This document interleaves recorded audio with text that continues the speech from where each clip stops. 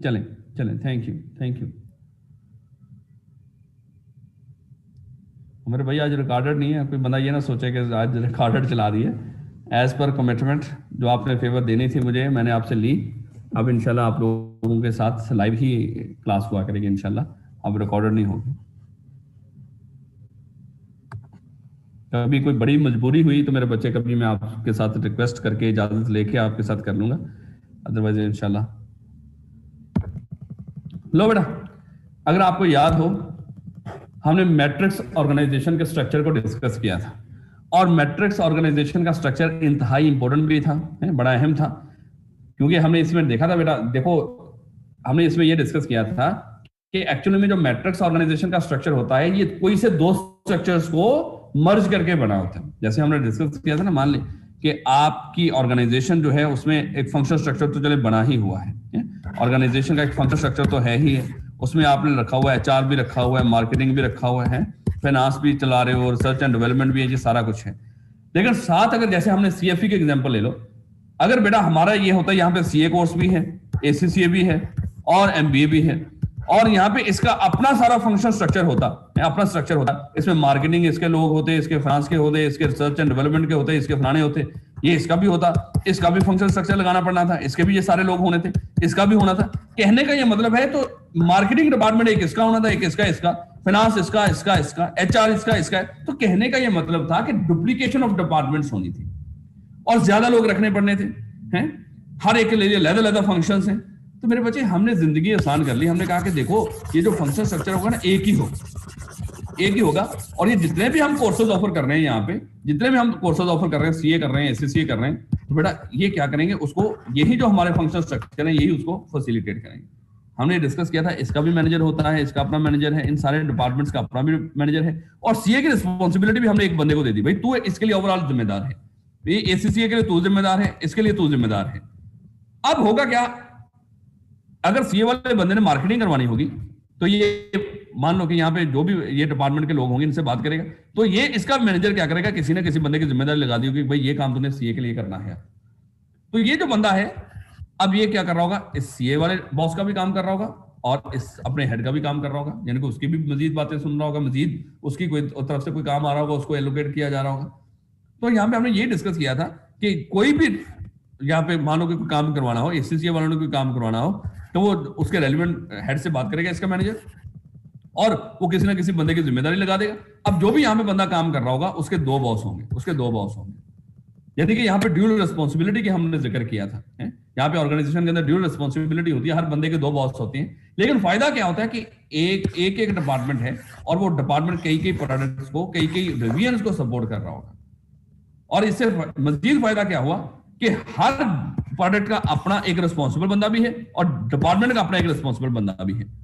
इस सीए की परफॉर्मेंस हम इससे पूछ रहे होंगे, देखो अगर हम इस तरह ना करते, इन्हीं को कहते कि आप 3 कोर्सेज को मैनेज करो, यानी कि अगर हम ये ना करते और ये फंक्शन स्ट्रक्चर बना के इन्हीं को कहते कि आप ऐसा कर लो, 3 कोर्सेज को मैनेज करो, इन्हीं को कह रहे होते कि आप सीए भी मैनेज करो, एससीसी भी करो और एमबी भी करो, तो भाई यहाँ पे थोड़ी सी दिक्कत होनी थी। दिक्कत क्या होनी थी, अगर कुछ सीए सही ना चल रहा होता हम किसको ब्लेम करते, वो इसको कहता, वो इसको कहता, इसको कहता। हमने इनके लहदा से हेड बना दिए और हमने सीए के मामले में उससे पूछना है, हाँ भाई बता क्या बन रहा है तेरे सीए के कोर्स का, तो वो ये नहीं कह सकता कि सर वो मुझे तो ये नहीं हो रहा, वो नहीं हो रहा, तो वो जिम्मेदार है। ये लोग इस चीज के बाइंड है, इस चीज को बाउंडेड है कि इन्होंने इसको फैसिलिटेट करना है। तो इस तरह की हमने ये बातें डिस्कस की थी। आई होप कि आपने पढ़ लिया होगा। मैंने ये भी रिक्वेस्ट की थी कि इस टॉपिक को करने के लिए, इन टॉपिक्स को जो स्ट्रक्चर से रिलेटेड है, पास्ट पेपर से सही तरह देखिएगा, और अगर आप किसी और ऑथर की किताब को यूज करना चाहें तो दैट्स गुड, इस सिर्फ टॉपिक के लिए। इसकी थोड़ी सी प्रेजेंटेशन हमारे यहाँ पे किताब के अंदर ज्यादा अच्छी नहीं है। यही बड़ा यहाँ पे भी आपको नजर आ रहा है कि जो हमारा मैट्रिक्स स्ट्रक्चर होता है, ये 2 स्ट्रक्चर्स को मिला के बना होता है। एक तरफ हमारा फंक्शनल स्ट्रक्चर है, दूसरी तरफ ये प्रोजेक्ट स्ट्रक्चर है, या प्रोडक्ट है, या कोई भी हो, डिवीजन हो, कोई रीजन हो, उसके लिहाज से भी ये बना के लेके चल सकते हो। उसके बाद बेटा अगर आपको याद हो, हमने स्पेशलाइजेशन की बात की थी, स्पेशलाइजेशन। और ये देखो, ये कॉन्सेप्ट आपके दिमाग में होने चाहिए, स्पेशलाइजेशन क्या होती है, कैसे आती है, इसका फायदा क्या होता है, स्पेशलाइजेशन का फायदा क्या होता है। हमने ये डिस्कस किया था कि एक काम को, एक पूरी एक्टिविटी को हम क्या करते हैं, छोटे छोटे टुकड़ों में डिवाइड करते थे। पहले ये पूरे का पूरा काम एक बंदा किया करता था, कोई भी काम है, जैसे मान लो चाहे, चल मैं इसकी एग्जांपल आपको इस तरह देता हूं, जैसे आप तंदूर के ऊपर जाते हो ना, रोटी लेने तो जाते ही। मैं हमेशा कहता हूँ ये जो हमारा सब्जेक्ट है ना, ये हमारी रोजमर्रा की जिंदगी का है। अगर हम थोड़ा सा इस चीजों के ऊपर गौर करें, हैं, अगर आप तंदूर के ऊपर रोटी लेने भी जाते हो तो बेटा वहां पे क्या देखते हो, एक बंदा है जो आटा गूंद रहा है, दूसरा बंदा है जो उस आटे से वो पेड़े बना रहा होता है, तीसरा बंदा है जो उससे रोटी बनाता है, चौथा बंदा है जो उसको उठा के तंदूर में लगाता है। ऐसे मेरे बच्चे नहीं? अब देखो वो काम सिर्फ एक था, रोटी पकाना, हमने उसको 4 हिस्सों में डिवाइड कर दिया है। भाई तू आटा गूंदेगा, है तू आटा गूंदेगा, इसकी जिम्मेदारी, इस बंदे की जिम्मेदारी क्या है, उससे मान लो पेड़े बनाना, इसकी जिम्मेदारी क्या है, उसे रोटी बनाना, इसकी जिम्मेदारी क्या है, उसको तंदूर में लगाना। रोटी पकाना काम एक था, लेकिन हमने उसको डिवीजन कर दी उस काम की, और हर डिवीजन के ऊपर अलग-अलग बंदा लगा दिया। अब ये बंदा हर बंदा अपने अपने काम में माहिर नजर आएगा, और वो जो बेचारा रोटी लगा रहा होगा ना, देखोगे आप वो वैसे भी खड़ा होगा ना, फारिग भी खड़ा होगा, तब भी वो अपने अपने जिस्म को वो मूवमेंट दे रहा होता है, वो रोटी लगाने वाली मूवमेंट देखोगे अगर आप, वो ठकाठक लगा रहा होता है। दूसरे लोग बनाने वाले, रोटी बनाने वाले, वो देखो उसकी स्पीड देखो, पेड़े बनाने वालों की स्पीड देखो, आटा गूंदने वाले की स्पीड देखो, क्योंकि वही वो एक काम कर रहे थे बार बार। उस काम को बार बार करने से क्या हुई, उन्हें स्पेशलाइजेशन। लेकिन स्पेशलाइजेशन के पीछे क्या था, स्पेशलाइजेशन आई किस बेस के ऊपर, डिवीजन ऑफ वर्क के। जब आपने डिवीजन की उस काम की और हर काम को अलग-अलग बंदे को एलोकेट कर दिया, उससे आई मेरे बच्चे उसमें स्पेशलाइजेशन। पहले डिवीजन ऑफ वर्क होती है, जैसे हमने अपनी एग्जांपल ली थी, 9 सब्जेक्ट हैं कैफ के अंदर, 5-6 सब्जेक्ट या 9 के 9 एक बंदा पढ़ाएगा, किसी में स्पेशलाइजेशन नहीं आएगी उसकी, ऑलराउंडर सा होगा। किसी में उसकी अच्छी, मान लो कि बहुत एफिशिएंसी नहीं वो दिखा सकेगा। लेकिन हमने यहाँ पे क्या कर दिया, हमने इस कैफ के सब्जेक्ट को अलग अलग बंदे को, एक तो इसको सब्जेक्ट को, कैफ को लेवल को सब्जेक्ट्स में डिवाइड हुआ, और हर एक बंदे को अलग अलग सब्जेक्ट एलोकेट कर दिया। वो बंदा वही सब्जेक्ट बार बार पढ़ा पढ़ा के क्या है, उसमें स्पेशलाइजेशन आ गई। जब स्पेशलाइजेशन आती है तो एफिशिएंसी आती है। तो ये क्या है, डिवीजन ऑफ वर्क। सबसे पहले division of work lead to specialisation, specialisation leads to efficiency. ये कॉन्सेप्ट आपके दिमाग में होना चाहिए। तो खैर लो बेटा, तो हमने स्पेशलाइजेशन को डिस्कस किया था कि स्पेशलाइजेशन कैसे आती है? इसीलिए तो ऑर्गेनाइजेशन के अंदर हमने हर एक बंदे को अपना अपना काम दिया होता है, वो अपना अपना वो स्पेसिफिक काम कर रहे होते हैं। ये नहीं होता कि एक ही बंदे से सारा काम लेना शुरू कर दें। तो ये हमारी स्पेशलाइजेशन थी। उसके बाद अगर आपको याद हो, हमने डिपार्टमेंटलाइजेशन की बात की थी कि एक ऑर्गेनाइजेशन, मान लो अगर आपने एक ऑर्गेनाइजेशन शुरू की है, एंटरप्रेन्योर के तौर पे काम कर रहे हो, आपका बिजनेस ग्रो कर गया, आपने कई मार्केटिंग के लोग रखे होंगे, लेकिन वो डिफरेंट जगहों के ऊपर काम कर रहे होंगे। कई फाइनेंस के लोग होंगे, वो डिफरेंट जगहों के ऊपर ऑर्गेनाइजेशन में बैठे होंगे, काम कर रहे होंगे, और कई रिसर्च एंड डेवलपमेंट के होंगे, वो डिफरेंट जगहों के ऊपर बैठे, एचआर के डिफरेंट। आपने कहा कि ये क्या खिचड़ी पकी हुई है। हमने क्या किया, हमने सेम तरह की एक्टिविटी परफॉर्म करने वाले लोगों को एक जगह के ऊपर इकट्ठा कर दिया। चलो जी मार्केटिंग वाले सारे यहाँ पे आगे बैठ जाओ, चलो जी एचआर वाले सारे यहाँ पे बैठ के काम करो, फाइनेंस वाले यहाँ पे इकट्ठे हो जाए। तो यहाँ पे क्या कर दिया हमने, जो सेम तरह की एक्टिविटीज परफॉर्म करने वाले लोग थे उनको एक जगह के ऊपर बैठा के उनके हमने डिपार्टमेंट्स बना दिए। तो ये एडवर्टाइजिंग डिपार्टमेंट है, ये डिजाइन डिपार्टमेंट है, ये मार्केटिंग डिपार्टमेंट है। इस तरह मेरे बच्चे, इसको हमने डिपार्टमेंटलाइजेशन के कॉन्सेप्ट को डिस्कस किया था, ये क्या होता है। उसके बाद बेटा हमने डिस्कस करना शुरू किया होता है तो बिल्डिंग ब्लॉक्स क्या होते हैं, हमने ये डिस्कस किया था। बिल्डिंग ब्लॉक्स का यहाँ पे क्या मतलब है, वो कौन से ब्लॉक हैं, वो कौन सी वो चीजें हैं जिनकी बेस के ऊपर ऑर्गेनाइजेशन बनती है, या किन चीजों को मिला के हम ऑर्गेनाइजेशन बना रहे होते हैं। तो बिल्डिंग ब्लॉक्स का हमने जिक्र करना शुरू किया था। तो बिल्डिंग ब्लॉक्स में बेटा किन किन चीजों से मिलकर ऑर्गेनाइजेशन बन रही होती है। सबसे पहले हमने चेन ऑफ कमांड को डिस्कस किया था, और चेन ऑफ कमांड का मतलब क्या था, हायरार्की। एक ऑर्गेनाइजेशन में हायरार्की किस तरह की है, किस तरह लोग, मान लो कि कौन बंदा किस उसके ऊपर लेवल में बैठा हुआ है, उसका सबऑर्डिनेट कौन है, उसका बॉस कौन है। हर एक बंदे को कोई ना कोई आपने स्टेटस दिया हुआ ऑर्गेनाइजेशन के अंदर है, उसको डिफरेंट लेवल्स में डिवाइड किया हुआ, डिफरेंट लेयर्स में डिवाइड किया हुआ, डिफरेंट मैनेजर आपने अपॉइंट किए हुए। तो हायरार्की बेटा, चेन ऑफ कमांड क्या है, हायरार्की। कि सबसे ऊपर कौन बैठे हुए हैं, सबसे ऊपर कौन बैठे, शेयर होल्डर बैठे हुए, इन्होंने क्या किया, बोर्ड ऑफ डायरेक्टर को अपॉइंट कर रखा है, इन्होंने आगे सीईओ को अपॉइंट कर रखा है, आगे मान लो रीजनल मैनेजर होंगे, डिविजनल मैनेजर होंगे, मैनेजर होंगे, असिस्टेंट मैनेजर होंगे, नीचे सुपरवाइजर होगा, उसके नीचे वर्कर काम कर रहे होंगे। तो चेन ऑफ कमांड क्या है, कहता है ये एक अनब्रोकन चेन होती है, जो आप टॉप से बॉटम को फॉलो कर सकते हो, और बॉटम से आप टॉप तक देख सकते हो कि कौन बंदा किसका सबऑर्डिनेट है, या कौन बंदा किसका बॉस है।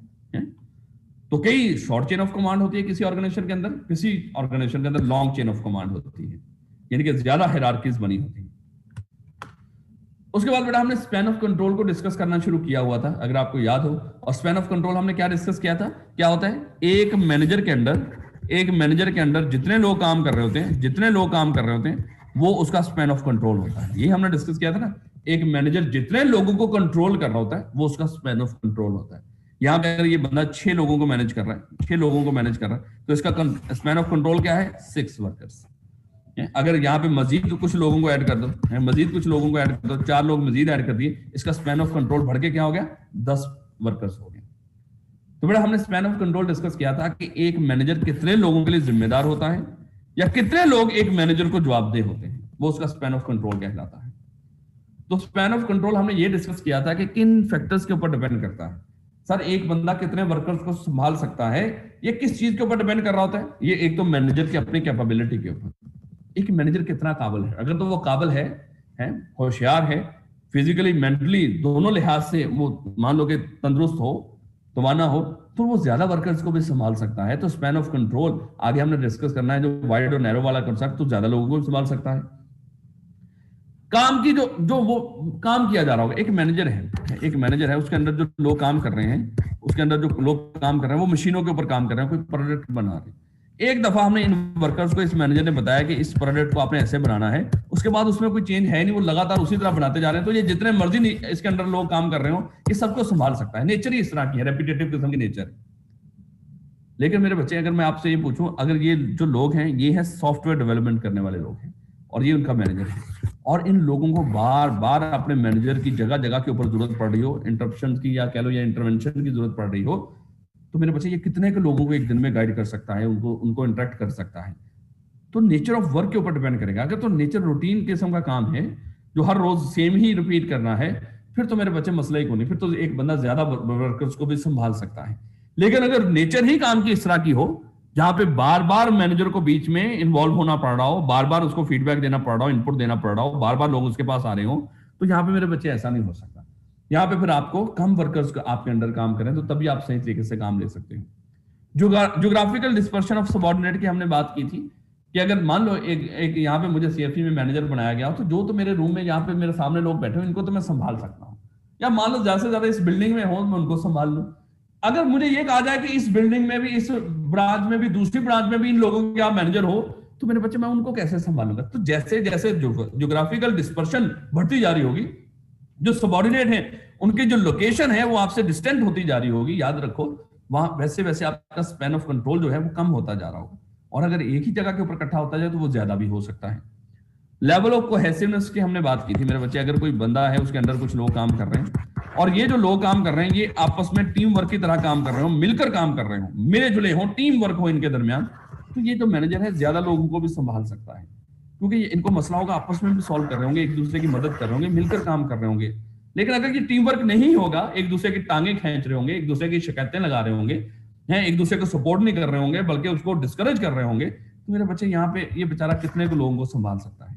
तो अगर तो नीचे जो औलाद है वो जैसे होती है ना, वो अल्लाह माफ करे वैसे ही कह रहे होते हैं, वो गंदी औलाद, ना मजा ना स्वाद है, वो बाप जो आके के कह रहा होता है बेचारा, वो इसी चक्कर में कह रहा होता है कि भाई औलाद तो है लेकिन नेक औलाद नहीं है, शरीफ लोग नहीं है, ये तंग करते रहते हैं, उसको उसके नाक में दम किया होता है। लेकिन अगर वो सुलझी हुई औलाद हो तो उसको महसूस ही नहीं होता, उसको कभी कोई टेंशन नहीं होती इस तरह की, जो मोस्टली उस बाप को फेस करनी पड़ रही होती है जिसकी औलाद इस तरह की हो, जो उसको तंग कर रही हो। खैर, तो बेटा ये हमने डिस्कस किया था। उसके बाद टॉल नैरो स्ट्रक्चर।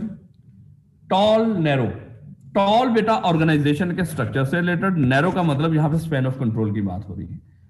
और इसको मैं बेटा आपको इस तरह समझाऊंगा। देखो, अगर मैं आपसे ये पूछूं, एक ऑर्गेनाइजेशन है, उसमें टोटल 10 मैनेजर काम कर रहे हैं, और उस ऑर्गेनाइजेशन में 100 वर्कर हैं, 100 वर्कर हैं। एक मैनेजर के अंदर कितने लोग काम कर रहे होंगे? वर्कर पर मैनेजर कितने होंगे? सर 10 वर्कर होंगे पर मैनेजर, 10 वर्कर होंगे पर मैनेजर। ठीक हो गया। अब उससे पहले मैं थोड़ा सा ऑर्गेनाइजेशन के स्ट्रक्चर की बात कर लूं। कुछ ऑर्गेनाइजेशन के स्ट्रक्चर ऐसे होते हैं, जैसे अभी हमने बात की थी, शेयर होल्डर बैठे हुए हैं, डायरेक्टर रखे हुए हैं, उन्होंने सीईओ रखा हुआ है, उसके बाद रीजनल मैनेजर है, डिविजनल मैनेजर है, असिस्टेंट मैनेजर है, सुपरवाइजर है, फिर वर्कर आते हैं। एक टॉल ऑर्गेनाइजेशन का स्ट्रक्चर है, लंबी चौड़ी हायरार्की है, कहने का ये मतलब था, एक लंबी चौड़ी हायरार्की है। कुछ ऐसी भी ऑर्गेनाइजेशन होती है, लेकिन कुछ ऑर्गेनाइजेशन ऐसी होती है, जैसे मान लो शेयर होल्डर बैठे हुए हैं, बोर्ड ऑफ डायरेक्टर है, सीईओ रखा हुआ है, और उसके बाद सुपरवाइजर है और डायरेक्टरी वर्कर्स है। कुछ ऑर्गेनाइजेशन ऐसी होती है जिनमें जो स्ट्रक्चर है वो टॉल नहीं होता इतना, कुछ ऑर्गेनाइजेशन में बड़े लंबी चौड़ी हायरार्की होती है। तो वो ऑर्गेनाइजेशन जिसमें लंबी चौड़ी हायरार्की हो, मैनेजरियल लेवल बहुत ज्यादा हो, उसको कहते हैं ये टॉल ऑर्गेनाइजेशन है। और वो ऑर्गेनाइजेशन का स्ट्रक्चर जिसमें मैनेजरियल लेयर्स कम हो, ज्यादा मैनेजर ना हो, उसको कहते हैं ये क्या है, ये फ्लैट ऑर्गेनाइजेशन स्ट्रक्चर है। अब मैं अगर एक बात कहूं, जिस तरह अभी मैं बात कर रहा हूं, एक ऑर्गेनाइजेशन है, उसके में 10 मैनेजर हैं, 100 वर्कर हैं, तो एक मैनेजर के अंडर कितने लोग आ रहे होंगे?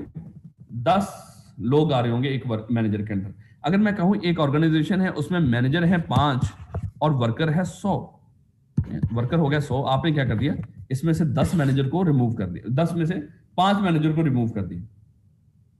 अगर 5 मैनेजर यहां से रिमूव कर दिए गए हों, 5 मैनेजर्स को हमने निकाल दिया हो, है, उसके बाद क्या है, ऑर्गेनाइजेशन का स्ट्रक्चर टॉल रह जाएगा या फ्लैट हो जाएगा? सर फ्लैट हो जाएगा। तो अगर आपने क्या किया हो, मैनेजर्स की तादाद कम कर दी हो, वर्कर आपके पास 100 हो, तो इससे जो ऑर्गेनाइजेशन को जो स्पैन ऑफ कंट्रोल है ज्यादा होगा या कम होगा?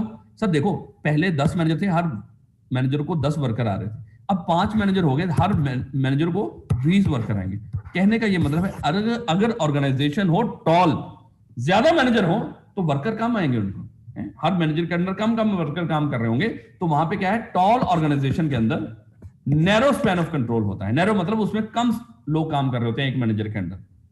लेकिन मेरे बच्चे, अगर ये ऑर्गेनाइजेशन हो फ्लैट, फ्लैट ऑर्गेनाइजेशन का स्ट्रक्चर हो, तो वहां पे स्पैन ऑफ कंट्रोल वाइड होता है। और ये याद रखिएगा, स्पैन ऑफ कंट्रोल, अगर एक मैनेजर के अंदर ज्यादा लोग काम कर रहे हो, तो ये नहीं कहेंगे ये स्पैन ऑफ कंट्रोल लार्जर है, बिगर है, नहीं, इसके लिए वर्ड यूज करेंगे वाइड। और अगर एक मैनेजर के अंदर कम लोग काम कर रहे हो, हम उसके लिए ये नहीं स्मॉल, लिटिल, इस तरह का वर्ड यूज नहीं करेंगे, नैरो का यूज करेंगे। तो अगर तो बेटा एक ऑर्गेनाइजेशन का स्ट्रक्चर फ्लैट हो, यानी कि कम मैनेजर है उसके अंदर, तो उसका स्पैन ऑफ कंट्रोल क्या होगा? वाइड होगा। अगर एक ऑर्गेनाइजेशन का स्ट्रक्चर टॉल है, उसका स्पैन ऑफ कंट्रोल क्या होगा? नैरो होगा। इस चीज को समझिएगा, स्पैन ऑफ कंट्रोल या नैरो हो सकता है या वाइड हो सकता है, और ऑर्गेनाइजेशन का स्ट्रक्चर या टॉल हो सकता है या फ्लैट। और ये आप आगे आपके दिमाग में फौरन आना चाहिए, अगर ऑर्गेनाइजेशन का स्ट्रक्चर टॉल है, टॉल का मतलब ज्यादा मैनेजर, तो हर मैनेजर को कम वर्कर आएंगे। और अगर ऑर्गेनाइजेशन का जो स्ट्रक्चर है वो फ्लैट है, फ्लैट का मतलब कम मैनेजर का मतलब हर मैनेजर को ज्यादा वर्कर मिलेंगे काम। तो ये मेरे बच्चे इसको जरा समझ लीजिएगा अच्छी तरह, आपके दिमाग में फौरन से आ जाना चाहिए। टॉल नैरो का मतलब क्या है और वाइड फ्लैट का मतलब क्या है। ले बेटा, तो क्या कह रहा है, in this type of structure, tall narrow की बात कर रहे हैं, each manager has a small number of subordinate reporting directly to him. इसमें अगर आपने मैनेजरियल लेयर्स ज्यादा बना रखी हैं, तो हर मैनेजर के अंदर कम लोग काम कर रहे होंगे। As a result in a larger organisation, larger मतलब वो बड़ी ऑर्गेनाइजेशन है जिसमें बहुत ज्यादा मैनेजर्स की लेयर होती है, from top to down supervisor level तक, जैसे अभी हमने बनाया था, the span of control is narrow. वहां पे स्पैन ऑफ कंट्रोल नैरो होता है, हर मैनेजर के अंदर कम लोग काम कर रहे होते हैं। And the shape of the organisation structure is tall, और ऑर्गेनाइजेशन का स्ट्रक्चर क्या होगा? टॉल होगा, एक लंबा चौड़ा managerial hierarchical level, because of the many layers of management, क्योंकि बहुत ज्यादा मैनेजर काम कर रहे होते हैं। इसके बरक्स अगर एक फ्लैट ऑर्गेनाइजेशन का स्ट्रक्चर हो जिसमें बहुत ज्यादा मैनेजर ना हो, तो वहां पे क्या होता है मेरे बच्चे, वहां पे स्पैन ऑफ कंट्रोल वाइड हो जाता है और ऑर्गेनाइजेशन का स्ट्रक्चर फ्लैट हो जाता है। ये टॉल था और ये अब फ्लैट हो गया, कम हो गए मैनेजरियल लेयर्स बीच में से। In this type of structure each manager has a large number of subordinate reporting directly to him. जो फ्लैट ऑर्गेनाइजेशन का स्ट्रक्चर होता है, उसमें एक मैनेजर के अंदर बहुत सारे वर्कर्स काम कर रहे होते हैं, यानी कि उसका स्पैन ऑफ कंट्रोल वाइड होता है। As a result, even in a larger organization, there are only few layers of management. चाहे ऑर्गेनाइजेशन बड़ी भी हो, लेकिन वहां पे आपने बहुत ज्यादा मैनेजरियल लेवल्स ना बनाए हो, बहुत ज्यादा मैनेजर्स की लेयर्स ना बीच में ऐड की हो, तो मेरे बच्चे वहां पे क्या होगा, वहां पे आपने सबसे ऊपर, जिस तरह अभी मैं बात कर रहा था, शेयर होल्डर बैठे हो, उन्होंने बोर्ड ऑफ डायरेक्टर को अपॉइंट किया, बोर्ड ऑफ डायरेक्टर ने सीईओ को अपॉइंट किया, इसने क्या है, इसके अंडर काम कर रहा है सुपरवाइजर और इसके अंडर काम कर रहे हैं वर्कर्स। इस तरह एक सिंपल, यानी कि एक फ्लैट ऑर्गेनाइजेशन स्ट्रक्चर भी बना सकते हो। The span of control is wide and the shape of the organizational structure is flat because of the small number of management levels. जिस ऑर्गेनाइजेशन में मैनेजरियल लेवल्स कम होंगे, कम मैनेजर रखे होंगे, वहां पे स्ट्रक्चर कैसा होगा? फ्लैट। और स्पैन ऑफ कंट्रोल क्या होगा? वाइड। जिस ऑर्गेनाइजेशन में ज्यादा मैनेजर रखे हुए हैं, वहां पे स्ट्रक्चर कैसा होगा? टॉल। और मान लो स्पैन ऑफ कंट्रोल कैसा होगा? सर नैरो होगा। The tall narrow structure often has the following characteristics. बड़ा इंपॉर्टेंट है। और याद रखो, ये जो इसके बिल्कुल ऊपर वाली लाइन है, ये इसका क्वेश्चन है। ये क्वेश्चन बनेगा। बताओ जी टॉल नैरो स्ट्रक्चर की क्या कैरेक्टरिस्टिक्स होती है, क्या देखते हो आप इसके अंदर है? तो बेटा क्या देखते हैं टॉल नैरो के, पहले तो दिमाग में लेके आओ क्या है, ऐसी ऑर्गेनाइजेशन जिसमें बहुत ज्यादा मैनेजरियल लेवल है और ऐसी ऑर्गेनाइजेशन जिसमें एक मैनेजर के अंडर कम लोग काम कर रहे होते हैं, मैनेजर ज्यादा हैं और उनके अंडर वर्कर्स कम हैं। तो क्या होगा?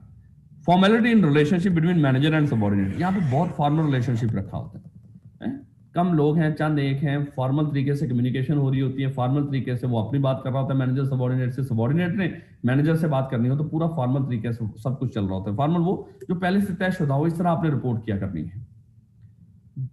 क्लोज सुपरविजन, सुपरविजन क्लोज हो सकती है। देखो ना, एक मैनेजर है, उसके अंदर कम लोग काम कर रहे हैं, उनको अच्छी तरह वो सुपरवाइज कर सकता है, उनको देख सकता है, उनके मसले हल कर सकता है, सुपरविजन क्लोज हो सकती है। टास्क स्पेशलाइजेशन, टास्क स्पेशलाइजेशन क्योंकि आपने किया ही क्या था, आपने ऑर्गेनाइजेशन की ओवरऑल एक्टिविटी को छोटे छोटे टास्क में डिवाइड कर दिया था और हर टास्क के लिए लहदा मैनेजर अपॉइंट कर दिया था। और इस तरह क्या है, एक कहीं ना कहीं टास्क स्पेशलाइजेशन आती है। अगर आपने कम मैनेजर रखे होंगे तो कम मैनेजर ज्यादा तरह के काम कर रहे होंगे ना, जैसे आपने 10 डिपार्टमेंट बनाए, 10 मैनेजर है, आपने क्या कर दिया, 5 डिपार्टमेंट्स को आपस में, उनको डिपार्टमेंट्स को मर्ज करके 5 डिपार्टमेंट्स बना दिए, तो उनके काम भी तो आपस में मर्ज हुए होंगे। अब एक मैनेजर मार्केटिंग का भी हो सकता है काम देख रहा हो, सेल का भी काम देख रहा हो, पहले लहदा थे। तो इसलिए जब कहता है कि ज्यादा मैनेजर होंगे, वहां पे टास्क स्पेशलाइजेशन हो सकती है। आपने एक ही तरह का काम एक ही तरह के मैनेजर को दिया होगा और वो अपने लोगों से काम कर रहा होगा, वहां पे स्पेशलाइजेशन आने के चांसेस ज्यादा है। A strong cultural and procedural emphasis on formal roles, jobs and title. हर बंदे की फॉर्मल जॉब होती है, तूने ये काम करना है बस। जैसे ये गवर्नमेंट की ऑर्गेनाइजेशन जो होती है, ब्यूरोक्रेसी होती है, उसमें मोस्टली यही होता है ना, हर बंदे की जॉब टाइटल क्लियर है, जॉब डिस्क्रिप्शन क्लियर है, रोल क्लियर है, उसको पता है मैं आज ऑर्गेनाइजेशन में आया हूं, मुझे मेरी ये जिम्मेदारी है, मैंने ये काम करना है, उसके अलावा और उसकी कोई सरदर्दी नहीं। तो ये एम्फेसाइज ऑन फॉर्मल रोल्स ज्यादा होता है यहाँ पे।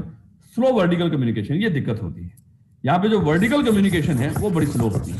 यानी कि देखो यहाँ पे वर्कर काम कर रहा है, यहाँ पे वर्कर काम कर रहा है, वर्कर को कोई मसला हुआ है, इसने अपने सुपरवाइजर को बताया, सुपरवाइजर ने आगे असिस्टेंट मैनेजर को बताया, असिस्टेंट मैनेजर से मैनेजर, मैनेजर से आगे मान लो हम जरा थोड़ी सी जल्दी खत्म करते हैं सीओ, सीओ से आगे जाके डायरेक्टर, इस तरह ये चल रही होगी। लेकिन अगर फ्लैट ऑर्गेनाइजेशन हो, सीओ बैठा हुआ है, उसके नीचे सुपरवाइजर है, ये वर्कर काम कर रहे हैं मान लो, तो सीधी कोई बात है, इधर से इधर ये लो जी फैसला हो गया। तो इस तरह कुछ ये मामला है यहाँ पे। जो वर्टिकल कम्युनिकेशन वो स्लो होती है, कोई फैसला करना हो इन सब से होता हुआ जहां पे जाएगा, और फिर जब हो गया फैसला यहां से होता होता ये नीचे आएगा, वो अच्छा खासा टाइम लग रहा होता है। तो इसकी हमने एग्जांपल डिस्कस की थी, मान लो बेटा हमने ये डिस्कस किया था, अगर आप क्या करते हो, इधर गवर्नमेंट है, इधर गवर्नमेंट है, और गवर्नमेंट के बिल्कुल साथ आपने क्या कर लिया है, अपनी एक बेकरी खोल ली है, अपनी बेकरी की दुकान खोल ली है।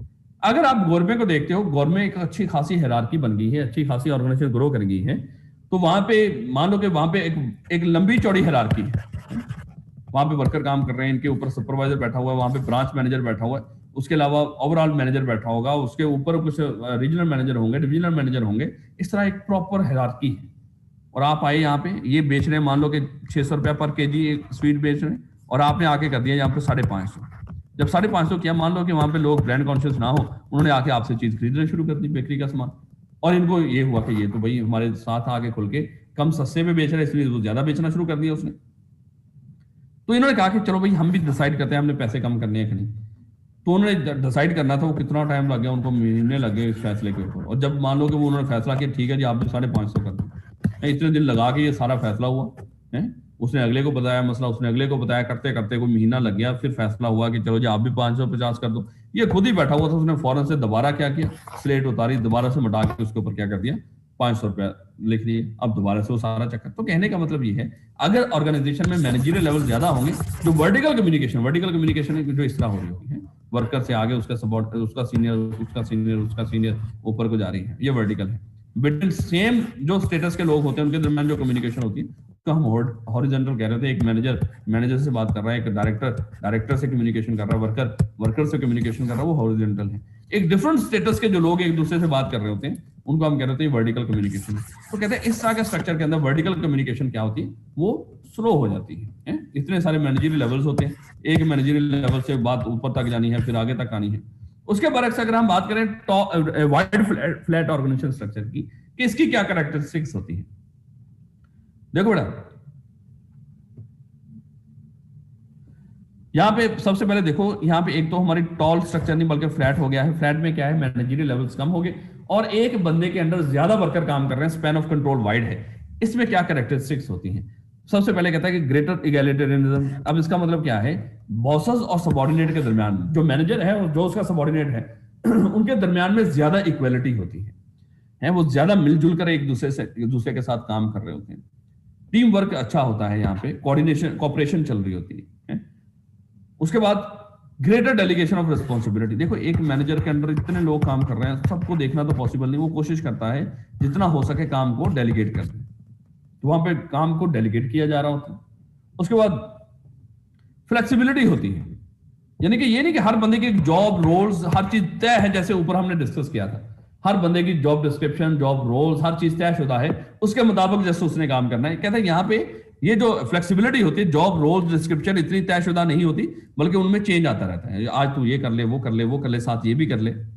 There is rapid vertical communication vertical communication बड़ी स्ट्रॉन्ग है। इनको मसला है, फौरन इसको बताएगा, इसके ऊपर जो भी बैठा हुआ उसको बताया, फैसला लिया और नीचे इंप्लीमेंट कर दिया। तो वर्टिकल कम्युनिकेशन क्या है, ये जो कम्युनिकेशन इस तरह चल रही है इनके दरमियान और इसके दरमियान, ये बड़ी फास्ट होती है, रैपिड होती है। तो ये बेटा कुछ वो है।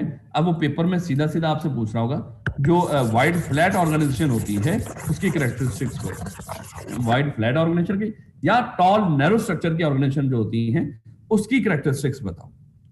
एक तो इस तरह पूछ सकता है, या मान लो एक पैरा देगा आपको, एक पैरा देगा, उसमें बड़ी सारी लाइनें लिखी होंगी, एक ऑर्गेनाइजेशन है, उसमें इतने मैनेजर हैं, इतने वर्कर्स हैं, बताओ इसके ऑर्गेनाइजेशन का स्ट्रक्चर किस तरह का है, क्या टॉल है या फ्लैट है, इतने मैनेजर हैं आप कहेंगे टॉल है, इसका स्पैन ऑफ कंट्रोल कैसा होगा, आपके दिमाग में फौरन आना चाहिए, अगर स्ट्रक्चर टॉल है तो स्पैन ऑफ कंट्रोल क्या होगा, नैरो होगा। साथ ही कहेगा अब इसकी कैरेक्टरिस्टिक्स भी बताओ। तो स्ट्रक्चर पहचानना है, स्पैन ऑफ कंट्रोल पहचानना है, और उसके बाद क्या करना है, उसके वो बतानी है कैरेक्टरिस्टिक्स जो यहाँ पे ये लिखी हुई है। इसलिए मेरे बच्चे इसको देख लीजिएगा, सीधा सीधा क्वेश्चन आने के ज्यादा चांसेस हैं। बिल्कुल जो ऊपर लाइन है, मान लो ये क्वेश्चन है, इसके नीचे ये उसका आंसर है। Wider and flatter organization structure have replaced all tall bureaucratic structure in many organizations. देखो बेटा, अगर हम आज के लिहाज से देखें, जो ऑर्गेनाइजेशन ज्यादा पसंद करती हैं वो टॉल हायरार्की पसंद नहीं करती, बल्कि फ्लैट ऑर्गेनाइजेशन स्ट्रक्चर को पसंद करती हैं।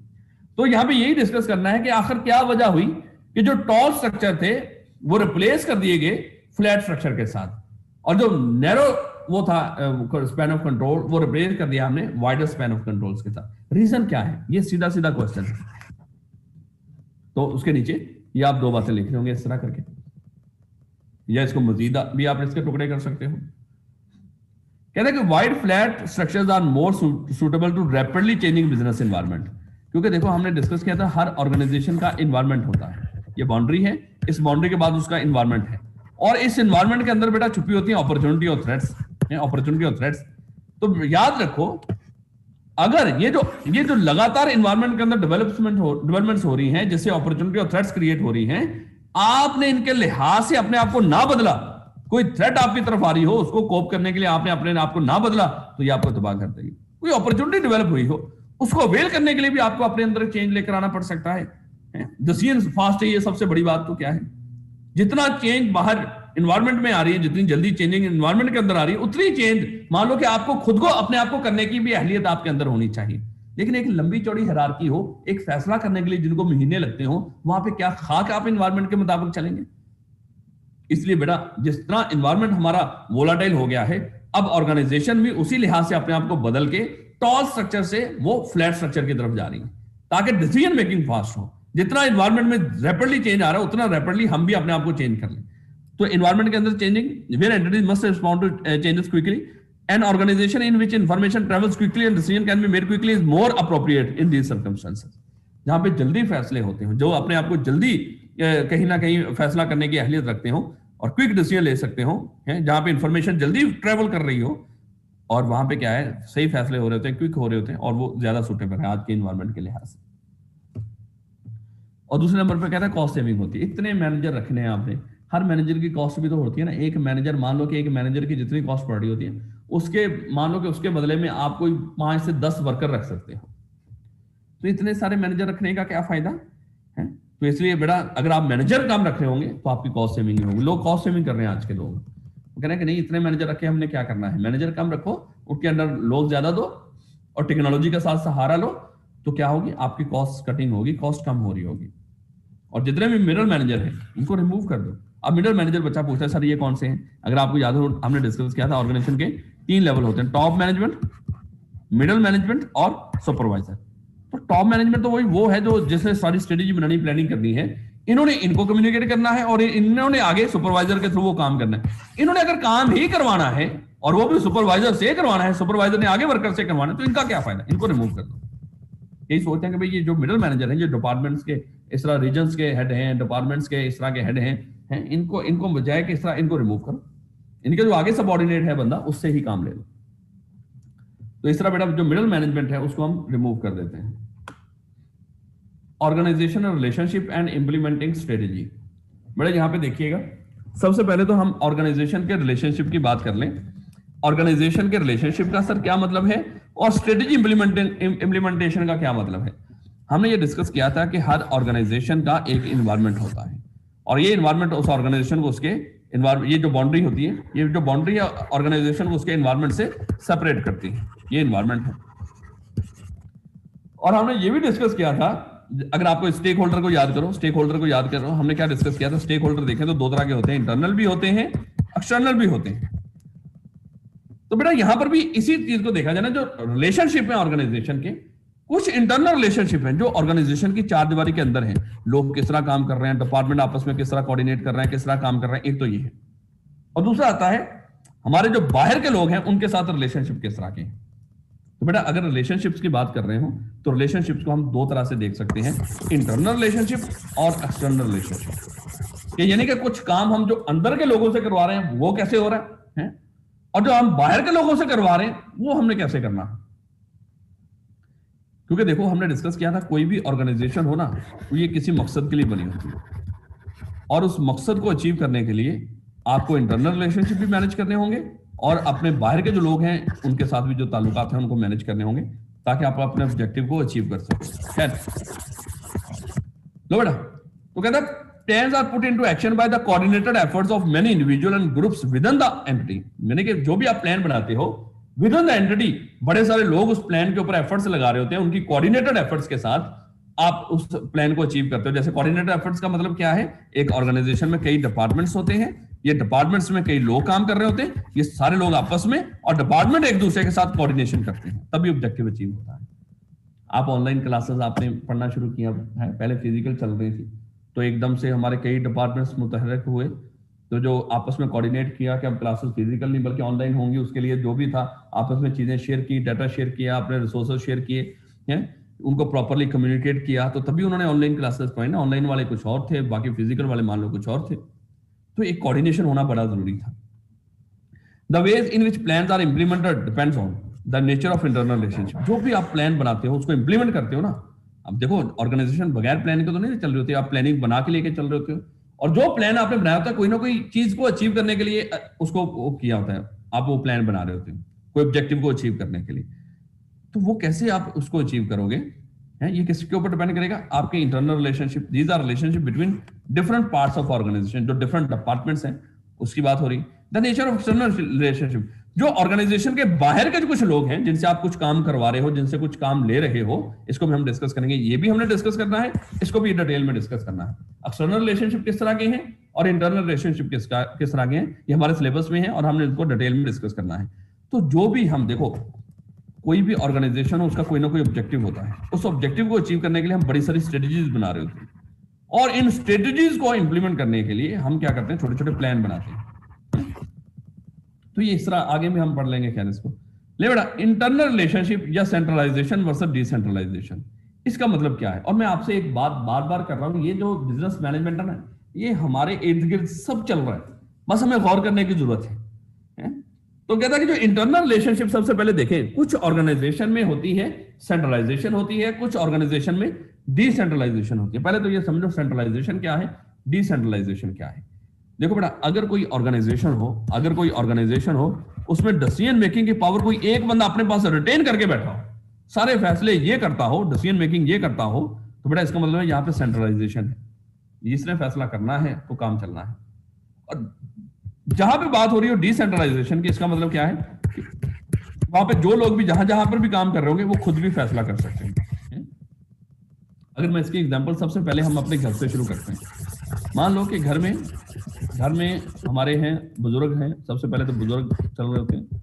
चले जी, हमारे बुजुर्ग हैं, दादाजी हैं। घर में जो भी काम होगा सबसे पहले मान लो कि दादाजी डिसीजन लेते हैं, सारे फैसले दादाजी करते हैं। बच्चों ने क्या करना है, क्या पढ़ना है, कहाँ पे रिश्तेदारियां करनी है, घर में क्या पकना है, किस तरह किससे ताल्लुक रखना है, किससे जोड़ना है, किससे तोड़ना है, दादाजी फैसले करते हैं। बाकी फैसले करने की इजाजत नहीं है। इसका मतलब क्या हुआ? सेंट्रलाइजेशन है। सेंट्रलाइजेशन मतलब कि एक टॉप मैनेजमेंट या एक बंदा ही सारे फैसले करता है। और डिसेंट्रलाइजेशन की बात करें, जहां पे दादाजी ने कहा कि नहीं भैया, ये खवातीन जो पकाना खाना है आप खुद फैसला किया करो, है? ये भाई बच्चे ने जिसने पढ़ना है, क्या पढ़ना है, वो खुद फैसला करें। जिसने जहां पे कोई रिश्तेदारी रखनी है, जोड़नी है, भाई खुद फैसला करो। ये कहीं ना कहीं डिसेंट्रलाइजेशन है।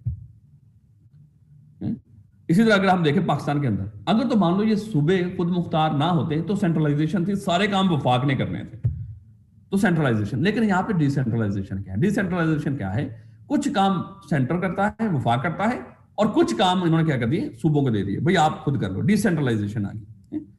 तो सेंट्रलाइजेशन वर्सेस डिसेंट्रलाइजेशन समझ आ रही होगी, आई होप आप लोगों को, कि जहां पे एक बंदा जाए। अगर आप एंटरप्रेन्योर ऑर्गेनाइजेशन को देखो, अगर एंटरप्रेन्योर को देखो, एंटरप्रेन्योर में क्या होता है बेटा? एक मालिक बैठा हुआ है, एक मालिक सारा, ऑनर जो है वो सारे फैसले करता है एंटरप्रेन्योर। बाकी लोगों ने चुप करके उन फैसलों को मानना है, उसके कहने के ऊपर चलना है। सारी डिसीजन मेकिंग ये बंदा कर रहा है, ये बंदा कर रहा है। इसके बरक्स अगर हम डिसेंट्रलाइजेशन की करें, तो बजाय कि एक बंदा बैठा हुआ सारे फैसले कर रहा हो, तो बेटा हर एक बंदे को कुछ ना कुछ फैसला करने की हमने पावर दे दी, डिसीजन लेने की पावर दे दी। इसको डिसेंट्रलाइजेशन कहते हैं। अच्छा सर, ये सिर्फ एंटरप्रेन्योर में ही होता है? नहीं मेरे बच्चे, एंटरप्रेन्योर में लाजमी तो नहीं है। अगर एक ऑर्गेनाइजेशन है, एक बड़ी ऑर्गेनाइजेशन है, उसमें बोर्ड ऑफ डायरेक्टर है, सीईओ रखा हुआ है, ये हमारी टॉप मैनेजमेंट में आते हैं। इसके नीचे रीजनल मैनेजर हैं, डिवीजनल मैनेजर हैं, असिस्टेंट मैनेजर हैं, जो भी हैं सारे आगे इसके अंदर, और सुपरवाइजर आ गया, वर्कर आ गया।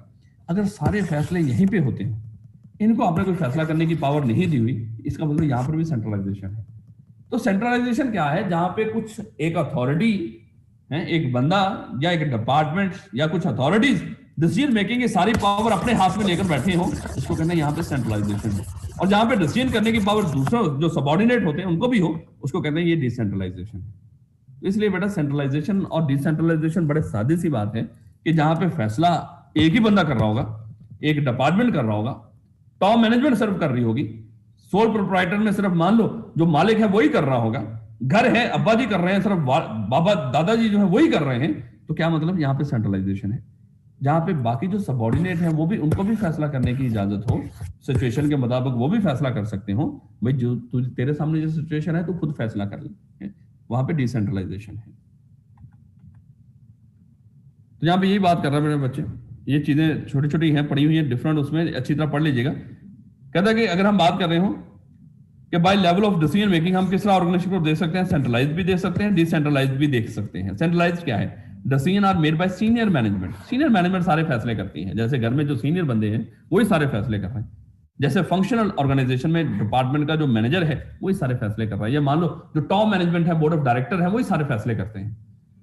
एंटरप्रेन्योरियल में क्या है? जो मालिक बैठा हुआ वो सारे फैसले कर रहा हूं। डिसेंट्रलाइज में क्या है? Decision making is delegated to lower level. यहाँ पे लोअर लेवल तक आप डिसीजन मेकिंग डेलीगेट करते हो, जैसे मैट्रिक्स और ज्योग्राफिकल स्ट्रक्चर में। ज्योग्राफिकल में सर क्या है? जैसे मान लो कि अगर एक सीएफई लाहौर में है, इसकी ब्रांचेस गुजरांवाला में भी हो, शेखुपुरा में भी हो, मुल्तान में भी हो, सिंध में भी हो, इस तरह है, तो वहां पे अब यहाँ पे बैठ के सारे फैसले थोड़ी होंगे, कुछ ना कुछ पावर्स आपको उन लोकेशंस को, उन लोकेशन के जो हेड होंगे, मैनेजर होंगे, उनको भी फॉरवर्ड करनी होगी। तो जैसे जैसे ऑर्गेनाइजेशन ज्योग्राफिकल डिस्पर्स होती जा रही होती, तो डिसीजन मेकिंग भी हम साथ साथ डेलीगेट कर रहे होते हैं, अदरवाइज उसको चलाना, मैनेज करना मुश्किल होता है। और मैट्रिक्स ऑर्गेनाइजेशन के अंदर भी मोस्टली जो डिसीजन मेकिंग होती है वो डेलीगेटेड होती है, हम अगले बंदे तक डिसीजन मेकिंग की पावर डेलीगेट कर रहे होते हैं। In centralised organisation senior management retain most of or all, या तो सारे या mostly of the authority to make the important decision. Important decision लेने की जो पावर होती है वो मोस्टली सीनियर मैनेजमेंट ने अपने पास रखी होती है। In a decentralized organization, the authority to take major decisions is delegated to the management of units at lower levels in the organization structure, such as strategic business unit, SBU, strategic business unit, जैसे मान लो CFE CA भी करवा रहे हैं, ACCA भी करवा रहे हैं और एमबीए भी करवा रहे हैं। अगर ये चाहें तो क्या कर सकते हैं, हर एक डिपार्टमेंट को इंडिपेंडेंट कर सकते हैं, भाई आप अपने फैसले खुद करो। तो जब एक डिपार्टमेंट एक कोर्स अपने सारे फैसले खुद कर रहा होगा, हमने कब क्लासेस शुरू करनी है, कब खत्म करनी है, किस तरह टीचर रखने हैं, किस तरह उनको ट्रेन करना है, किस तरह बच्चों को फैसिलिटेट करना है, सारे फैसले ये खुद कर रहे होंगे इसके मैनेजर। इसका मतलब ये खुद से एक एसबीयू है, स्ट्रेटेजिक बिजनेस यूनिट, जो अपनी स्ट्रेटेजी खुद बनाता है। लेकिन अगर ऊपर स्ट्रेटेजी बना के इनके ऊपर इंपोज कर दी जाए तो इसका मतलब क्या हुआ, ये एसबीयूज ना हुए, ये तो एक सेंट्रलाइज्ड मामला हो गया। फिर हमने ये नहीं कहा कि हर यूनिट स्ट्रेटेजी के लिहाज से अलग-अलग है। जैसे पाकिस्तान आर्मी के अंदर देखो, बर्री है, बहरी है, फजाई है, ये एसबीयूज है स्ट्रेटेजी के। हर एक डिपार्टमेंट अपनी अपनी स्ट्रेटेजी खुद बनाता है, उसके मुताबिक चलता है। नो डाउट कोऑर्डिनेशन भी होती है। अगर कोऑर्डिनेशन ना होती तो क्या हम वो कहते हैं कि इंडिया को दिन में तारे दिखा सकते हैं? एक कोऑर्डिनेशन भी होती है, सब कुछ चल रहा होता है। खैर, तो बेटा ये कुछ चीजें हैं, आई होप के ये कुछ समझ आई होगी आपको। आगे कल इंशाल्लाह ये एडवांटेज डिसएडवांटेज ये सारा कुछ हम डिस्कस करेंगे कल। बाकी बेटा हमारा वेडनेसडे को टेस्ट होगा। वेडनेसडे को हमारा टेस्ट होगा, जो हमने कल तक पढ़ा होना है, जो हमारा ट्यूसडे तक सिलेबस कवर हो चुका होगा, इंशाल्लाह बेटा वेडनेसडे को हमारा टेस्ट होगा और क्लास भी एज पर शेड्यूल होगी। टेस्ट जो है वो 4 बजे से लेके ऑनवर्ड आपको ओपन सा टाइम दे दिया जाएगा, जिसमें आपने उसको अटेम्प्ट करके अपलोड करना है, वापस प्रोवाइड करना है। तो इंशाल्लाह सब्जेक्टिव टेस्ट होगा हमारा, वेडनेसडे को होगा। बाकी मजीद जो भी डिस्कशन होगी हम इंशाल्लाह ग्रुप के अंदर कर लेंगे। आपका कोई क्वेश्चन हुआ तो आप ग्रुप के अंदर उसको पूछ लीजिएगा।